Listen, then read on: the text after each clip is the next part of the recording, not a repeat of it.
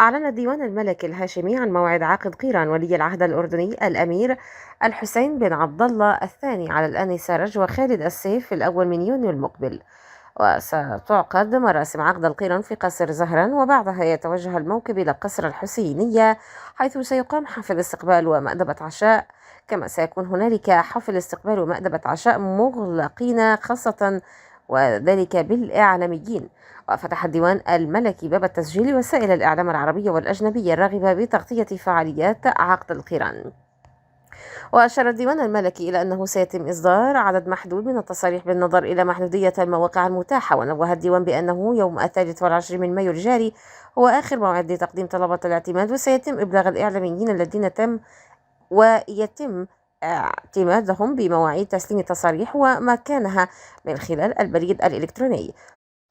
تجدر الإشارة إلى أنه التصريح سيمكن حامله من الدخول إلى المركز الإعلامي في حديقة زهران المقابلة للقصر أو إلى أماكن محددة على طريق الموكب وفقا لنوع التصريح الممنوح.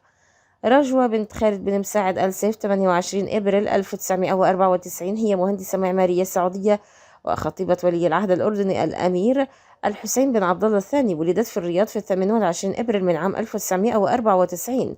والدها من قبيلة سبيع هو رجل أعمال ومالك شركة السيف للمقاولات الهندسية المحدودة.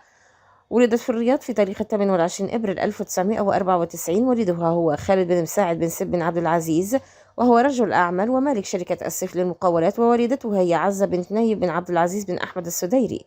تلقت تعليمها في المدرسة الثانوية في السعودية، ودرست الهندسة المعمارية في جامعة سيراكيوز في نيويورك في الولايات المتحدة الأمريكية. هذا وأعلن في يوم الأربعاء 17 أغسطس من عام 2022 عن خطوبة الأمير الحسين بن عبد الله الثاني من رجوى خالد بن مساعد بن سيف بن عبد العزيز آل سيف.